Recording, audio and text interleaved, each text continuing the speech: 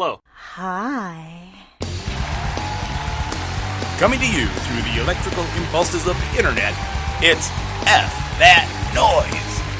Featuring Mike Burdick, Keith Grieve, Jamie Klein, Pete Melia, and Steve Taylor.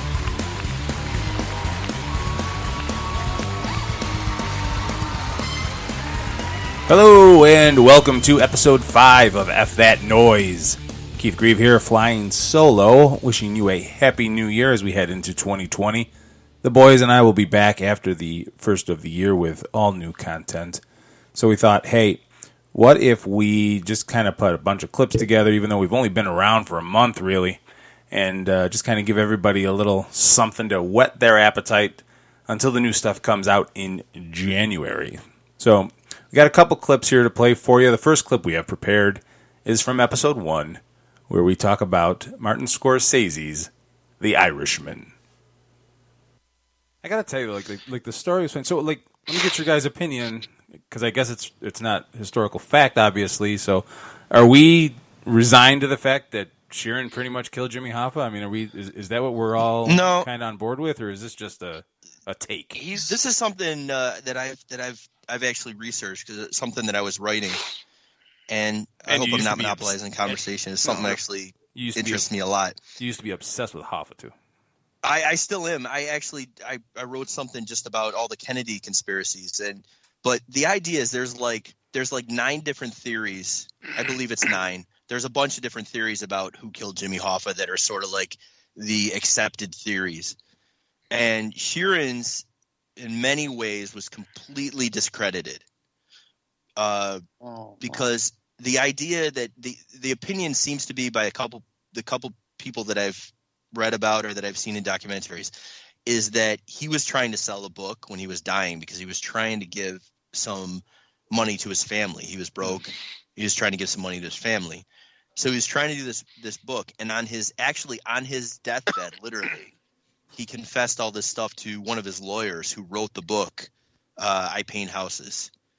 And the idea is that he said that he was involved, he was there, and that Sal character is the one that actually. Oh, he's paying. He's paying the Fisher here. Sorry, guys. That Sal actually killed Hoffa, and he was just there. Then he came back and said, "Oh no, it was me." He said they came back. They said, "Oh, there's one change Sheeran wants to make to the book. It was actually him that shot Hoffa." So there was that discrepancy. There's also things that just don't make sense. They make it out to be like Chucky O'Brien was this like son to the end, and he was totally devoted to Hoffa and all this stuff. But they were actually on the outs, and they were completely had been in a huge feud for years. He actually had sided with a guy they barely mentioned named Jackaloni, a gangster. And they basically there's no way if that guy was driving the car that Hoffa would have gotten that car. So his story doesn't check out there. There's Maria Shriver actually interviewed him at the end after he confessed. She kept catching him in all kinds of lies. And the drive just logically doesn't make sense because the place that he says they took him was over a half hour away. And it just doesn't make any sense that they would drive him all the way out there, when they could take him to any house anywhere. So there was stuff like that, and well, thanks for ruining the movie, Mike. Yeah, right. Yeah, well, no, that's actually my psychosis. The whole thing is that being interested as I am in this, that's what kept throwing me during watching this movie, especially the first hour and a half. It was like Gangsters Forrest Gump. It's like I'm he was involved in Joey Gallo getting killed, and he was involved in the plot to overthrow Castro in the Bay of Pigs. And he's involved in this, and he's involved in this, and there's no way he was. But did you guys catch though? And I loved this part when Pesci is telling De Niro to go down to Florida, and he says you need to meet a fairy named Fairy. Yeah, that's the character Pesci played in JFK. Yeah. Oh, that's awesome. Yeah. I fucking love that. When I saw it, I was like, dude, that's awesome. Yeah, when I was watching, I thought the same thing as Mike. I was like, well, how much of this is real? How much of this is bullshit? I'm like, after a while, I was like, I'm just gonna go with it and just enjoy the movie for how it is, because no one's gonna know how Hoffa died anyway. So seems like it's based off the book, so it's just I'm just gonna go off the book. It seems like every biopic I watch now is like absolute bullshit, like not history at all. Like The Dirt, Bohemian Rhapsody. I watched Rocket Man the other day. It's just immediately when I watch these, I Google historical accuracy of whatever it is I'm watching, and I'm disappointed at every goddamn turn. Yeah, but you know what the thing is? Like, most situations, like, most people are like, oh, they're going to change things for dramatic effect. Scorsese, it's almost like he goes the extra, even Goodfellas, like Henry Hill is a mobster. Who knows what the hell he says is true? It's all based on his book. Right. You don't know whether he's telling the truth. So but he always goes this extra mile where you just like, none of this stuff is actually true, but it makes for a really good movie. Gangs of New York, the entire book is false, and yet it makes for a real interesting movie. Yeah. See, and that's why I love Tarantino so much. Like this year, the Once Upon a Time in Hollywood, he takes historical events and then makes them 100%. It's not really happening. Yeah, he's saying this is my universe. This is my thing. He's not even trying to be historical. Right. He's just saying, And that's how you have to look at some of these movies, like this one. It's like, it probably didn't happen, but sometimes it's obvious. Like if you walked out of Inglourious Bastards going, well, they didn't teach me that in high school, then you're an idiot. I'm sorry. Well, you're an idiot, but people are still going to believe it. Yeah. Well, if you talk like this, you're an idiot. Second clip we have up today is from episode 2, a controversial episode about pooping in public and different strategies, with a couple stories from Mr. Jamie Klein and Pete Melia are the real highlights of this clip. So enjoy from episode 2. Let's start with Mr. Klein. You had an interesting anecdote. Which illustrates an issue that we all face. But go ahead. It's a big fucking issue. It's a big issue. All right. So I try never, ever to blast biscuits while I'm at work. Okay. I will try my hardest not to let off the Lincoln Logs while you're at work. Okay. It's first off, at our work, there is no fan. There's 2 stalls. It's predominantly men. And if I even start work early, it already smells of shit and Old Spice, and that old person shit, that sweet, shitty smell from old people's assholes. What? Vintage shit. Sweet shit smell. I fucking starting with 2 strikes against you for sure. So, unfortunately, one day, and I think it was the night before I had too many dark beers, but it was happening. So first off, I don't go and use the bathroom that everyone uses on the floor and everybody takes a piss. I have respect for my fellow man. So I find a I shouldn't say public, sorry, a more private bathroom on a different floor. All right. So I'm in there, and first off, this is what you're supposed to fucking do, okay? When you hear that, you feel that little turtle head coming out, and you can feel your balloon knot expand, hit the flush. Flush it. No one wants to smell your dirty fucking shit. It's a courtesy flush. Nobody wants to smell it. All right? So I'm just sitting there, and of course, I'm looking at the phone. I think I'm looking at fucking IMDb or some shit like that. Someone walks in, right? There's 2 stalls. There's no one else in the other stall. This jagoff comes over and tries to open the door. So that kind of shocked the hell out of me. So I just sat there. He kept doing it. You can easily see my fucking feet on the fucking ground, right? He keeps doing it. And then finally, I give him a good old classic Jim Dubs. I go, fuck off! Like that. All of a sudden, the guy just instantly stops. And he walks out. Now, I swear, there was no one else in this other stall. All of a sudden, I heard this voice from the other stall. He goes,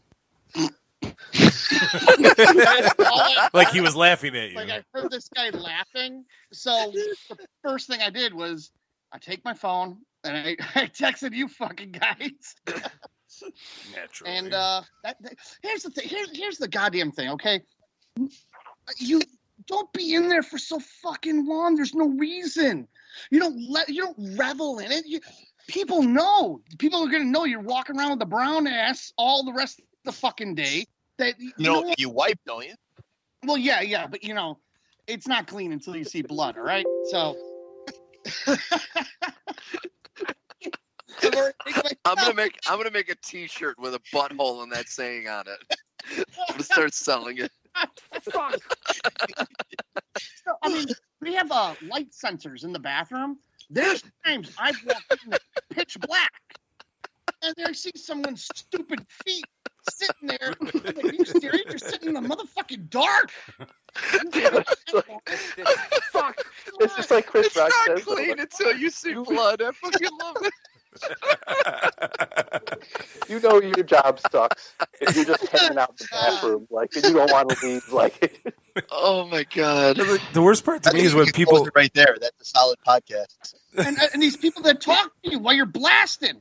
What the fuck is that about?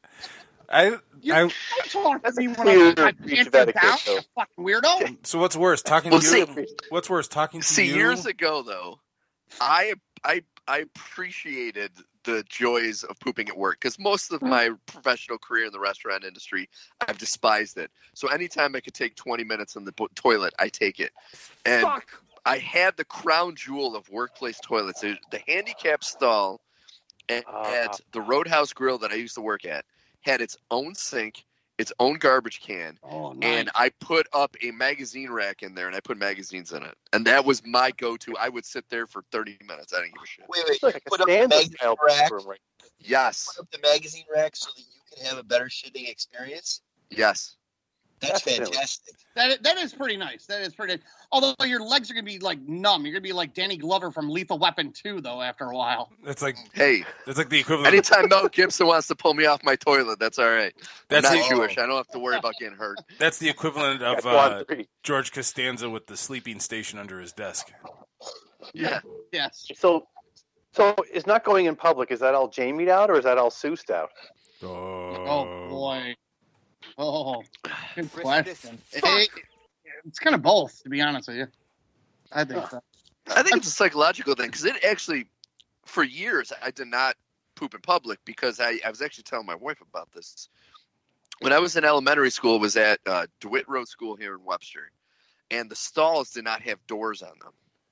What? So they didn't have doors, so everyone could see you. So I remember that. Refused to ever do it, and that scarred me.